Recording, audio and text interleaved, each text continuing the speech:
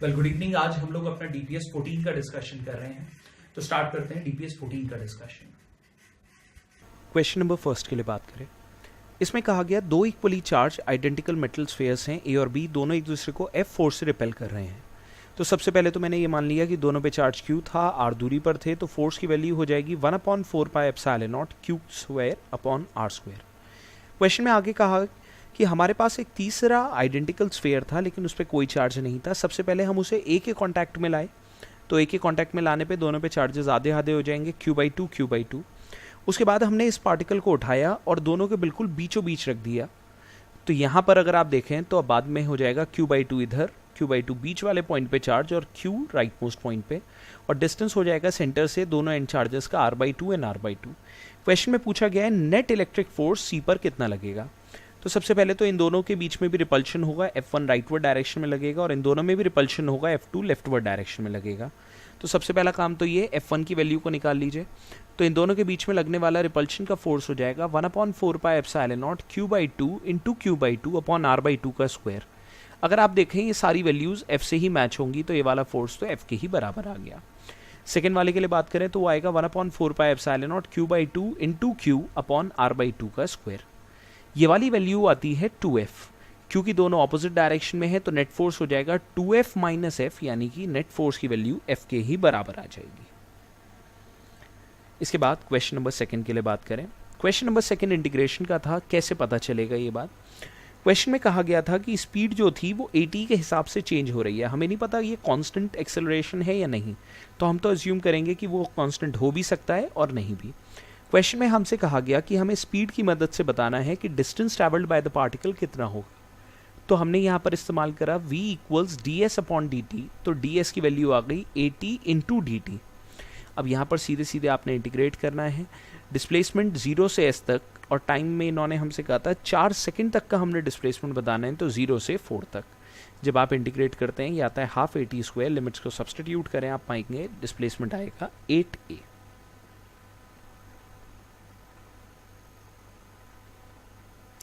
इसके बाद question number third. Question में वर्क फंक्शन और थ्रेशोल्ड वेवलेंथ के बीच में बात करी गई है। तो हमें ये बात पता है वर्क फंक्शन बराबर होता है hc/λ, जहाँ पर लैम्डा हो जाता है हमारा थ्रेशोल्ड वेवलेंथ।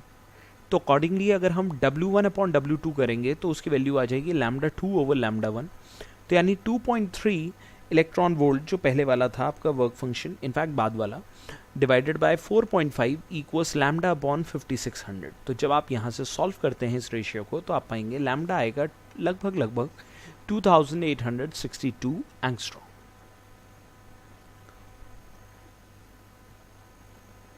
इसके बाद फोर्थ क्वेश्चन के लिए बात करें।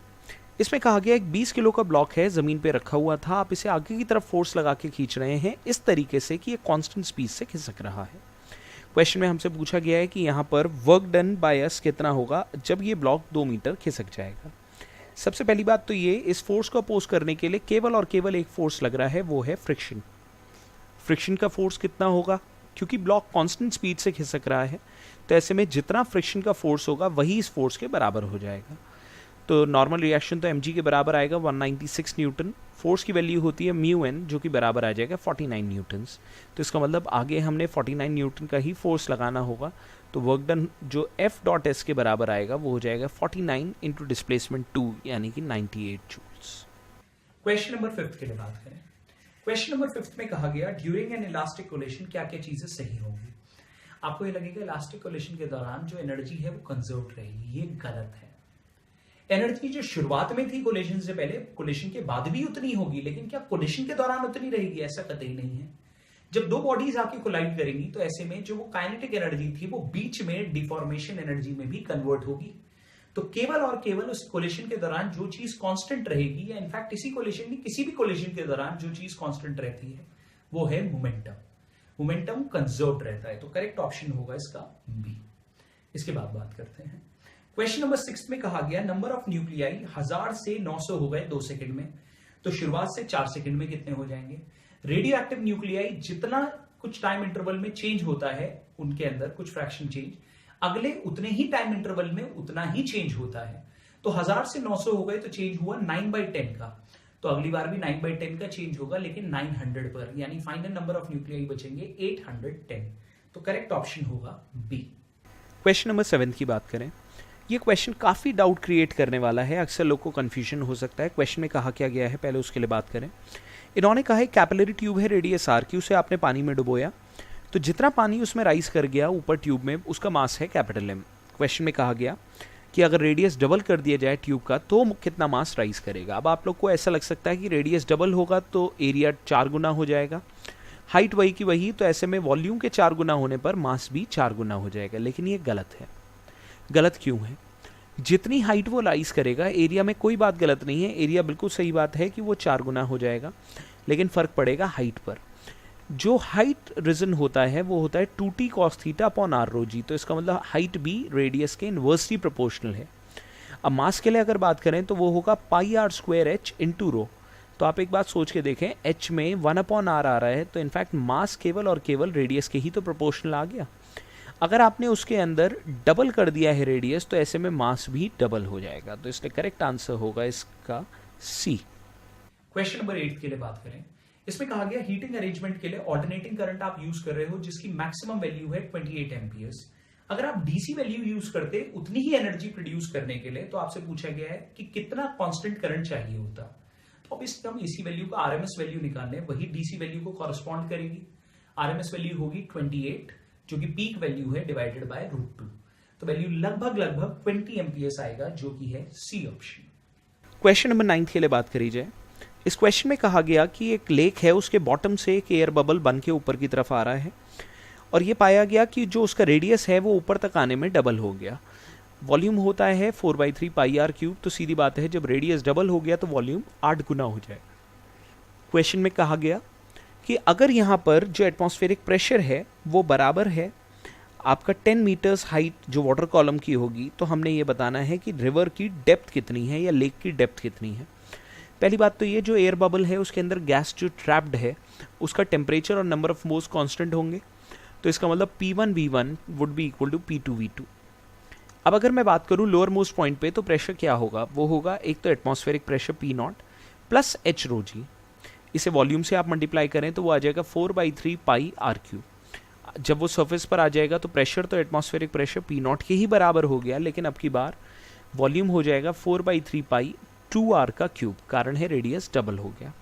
तो यहाँ से जब आप सॉल्व करेंगे आप पाएंगे H रो जी 7P0 के बराबर आएगा। अब P0 एटमॉस्फेरिक प्रेशर था, वो इन्होंने हमें बता रखा था 10 मीटर्स ऑफ वाटर है, और क्योंकि ये वाला H रो जी वाला पार्ट इसका भी 10 टाइम्स है, तो सीधी बात है हाइट या डेप्थ ऑफ द लेक एक तरीके से वो हो जाएगी 70 मीटर्स। क्वेश्चन नंबर 10 के लिए बात करें। क्वेश्चन नंबर 10 में कहा गया कि आपके पास एक ऑसिलेटर है, रीड कर रहा है वो फ्रीक्वेंसी को 510, बीट फ्रीक्वेंसी है 6 हर्ट्ज। जब वो ट्यूनिंग फोक के साथ बजाया जाए, तो आप एक बात सोचिए, ट्यूनिंग फोक की जो फ्रीक्वेंसी है या तो इससे 6 हर्ट्ज फालतू होगी या 6 हर्ट्ज कम होगी, तो या तो वो 516 होगा या 504 होगा। ऑप्शंस पे ध्यान दें, 504 है नहीं, 516 गिवन है, तो करेक्ट आंसर हो जाएगा इसका सी। बात करें क्वेश्चन नंबर 11 की। इस क्वेश्चन में कहा गया कि एक कैपेसिटर है जिसकी कैपेसिटी C है, आपने एक बैटरी से कनेक्ट करा जिसका पोटेंशियल डिफरेंस था V। अब क्वेश्चन में कहा गया आपने दोनों प्लेट्स के बीच का डिस्टेंस आधा कर दिया पहले के कंपैरिजन में, और बैटरी कनेक्टेड है, तो हमसे पूछा गया है कि नई एनर्जी जो बैटरी ने उसे दी है उस कैपेसिटर को, वो कितनी होगी। तो अगर हम ओरिजिनल कैपेसिटेंस की बात करें तो वो हो जाएगी ε0 A/d, और नया कैपेसिटेंस क्योंकि आपने डिस्टेंस आधा कर दिया तो that is equal to 2C। तो नई स्टोर्ड एनर्जी हो जाएगी हाफ C की जगह अब C' आ जाएगा इंटू V²। अगर आप इसे सॉल्व करेंगे तो आप पाएंगे ये वैल्यू आएगी CV²।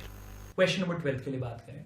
क्वेश्चन नंबर 12 में दो नंबर्स को मल्टीप्लाई कराया गया है। हमसे पूछा गया है कि यहाँ पर वैल्यू क्या होगी इसकी सिग्निफिकेंट फिगर्स को ध्यान में रखते हुए। तो सबसे पहला काम तो आप मल्टीप्लाई कर दें।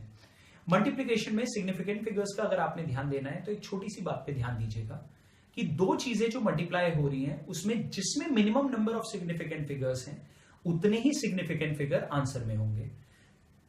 तो लेफ्ट साइड और राइट साइड दोनों में दो दो सिग्निफिकेंट फिगर हैं, तो इसके अकॉर्डिंगली या जो आपका आंसर आएगा उसमें भी दो सिग्निफिकेंट फिगर होंगे। तो करेक्ट आंसर होगा ए।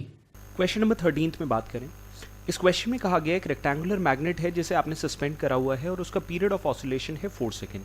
अब आपने उसे दो हाफ्स में तोड़ा और ये बताया गया है कि इनिशियल लेंथ जो थी उसके दोनों आधे आधे हैं और दोनों को फिर दोबारा लटकाया गया। तो सबसे पहली बात तो ये मोमेंट ऑफ इनर्शिया की बात करें हम, यहाँ टाइम पीरियड पूछा गया है हमसे, तो सबसे पहले मोमेंट ऑफ इनर्शिया के लिए बात करें। कारण है टाइम पीरियड होता है ऐसे किसी मैग्नेट का 2π√I/mb। तो मोमेंट ऑफ इनर्शिया होगा ml²/12। मैग्नेटिक मोमेंट यहाँ कैपिटल M है, वो बराबर होगा पोल स्ट्रेंथ इनटू लेंथ। अब अगर इन दोनों वैल्यूज़ को हम इधर सब्सटीट्यूट कर दें तो हमारे पास इनिशियल टाइम पीरियड हमारा आ जाता है 4 सेकेंड। अब क्वेश्चन में कहा गया कि हमने मैग्नेट को 2 पार्ट्स में तोड़ा और दोनों के मैग्नेटिक मोमेंट आधे आधे हो जाएंगे। तो यहाँ पर अगर आप उसे लेंथ वाइज तोड़ेंगे तो आपके मासेस भी आधे आधे हो जाएंगे। तो मोमेंट ऑफ इनर्शिया हो जाएगा नया मास जो कि पुराने वाले का आधा है इंटू लेंथ का हाफ का स्क्वायर बाई 12, तो ml²/96।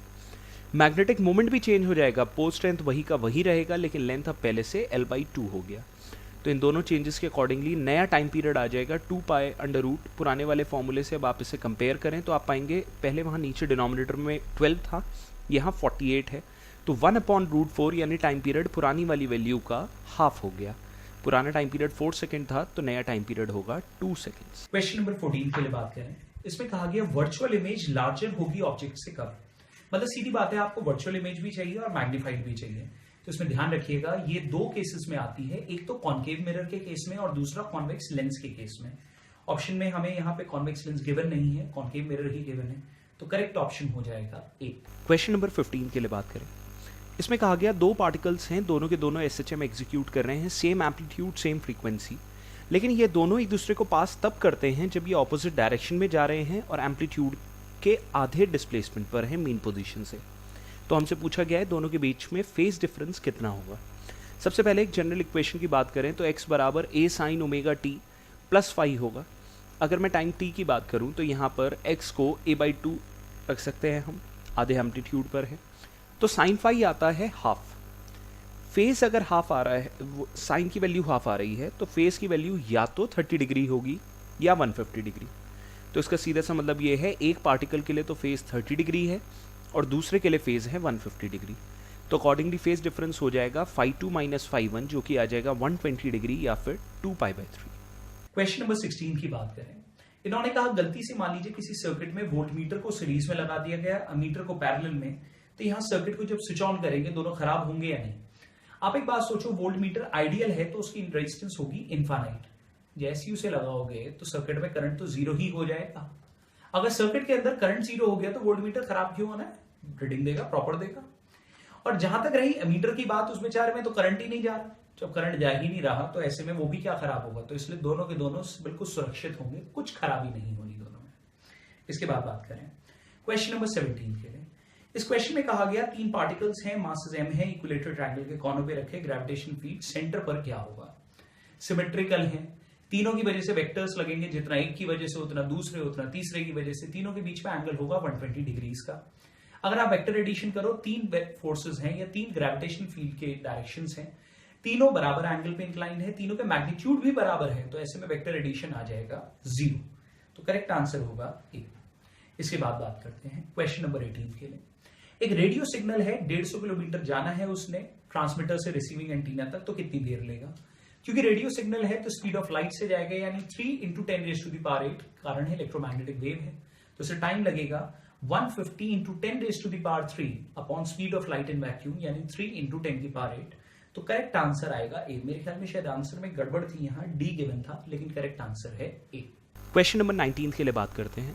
इसमें कहा गया है एक यूनिफॉर्म रॉड है AB जिसका वेट है W, इसे आपने हॉरिजॉन्टली सपोर्ट कर रखा है वर्टिकल प्लेन में 2 स्ट्रिंग्स का इस्तेमाल करके। दोनों की दोनों स्ट्रिंग्स आपको बता रखी हैं, एक है 30 डिग्री पे इंक्लाइन, दूसरी है 60 डिग्री पे इंक्लाइन। क्वेश्चन में कहा गया हमें बताना है कि यहाँ पर सेंटर से कितनी दूरी होगी AG/GB की, मतलब सेंटर ना मान के सेंटर ऑफ ग्रेविटी इन्होंने G मान लिया, तो हमें बताना है AG/GB की वैल्यू क्या आएगी। यहाँ इस वाले क्वेश्चन में देखें हम, तो इस वाले क्वेश्चन में अगर आप देखेंगे तो सबसे पहली बात ये वाली टेंशन T1, दूसरी को मैंने T2 मान लिया, तो यहाँ पर होगा क्या, T1 sin 30 बराबर T2 sin 60, ताकि दोनों हॉरिजॉन्टल कंपोनेंट्स कैंसिल आउट हो जाएं। T1 आ जाएगा T2√3। दूसरी बात, सेंटर के अबाउट अगर देखा जाए, आप चाहें सेंटर के अबाउट निकालना पड़ेगा आपको, कारण क्या है, यहाँ पर अगर आप सोचें आपको फोर्स बैलेंस अगर करने होते तो आप वर्टिकल कंपोनेंट लेके कर सकते थे, लेकिन अब आपको डिस्टेंस निकालना है AG/GB, तो ये हो गया रोटेशनल मोशन का वो वाला केस जब बॉडी स्टैटिक इक्विलिब्रियम में हो। तो जी के अबाउट टॉर्क लिया जाए तो वो आएगा T1 cos 30 इंटू ए जी बराबर T2 cos 60 इंटू बी जी। यहाँ से ए जी अपॉन बी जी की वैल्यू आ जाएगी आपके पास 1/3, कारण है T1/T2 आप पहले ही सॉल्व कर चुके हैं। क्वेश्चन नंबर 20 जो कि लास्ट क्वेश्चन है उसके लिए बात करें। एवरेज मैग्नेटिक एनर्जी डेंसिटी कितनी होगी एक वेवलेंथ लैम्डा की इलेक्ट्रोमैग्नेटिक वेव के लिए जो फ्री स्पेस में जा रही है। फॉर्मूला आपने याद रखना है b²/2 μ0 होगी, लैम्डा पे बिल्कुल डिपेंड नहीं करेगा। तो ऑब्वियसली यहाँ लैम्डा वाले जितने ऑप्शंस थे तीन, वो तीनों ही गलत, बी ऑप्शन इसका करेक्ट हो गया। अब इसके बाद अगर आप लोग को कोई डाउट हो तो आप कोचिंग में आके इसके डाउट्स हमसे पूछ सकते हैं।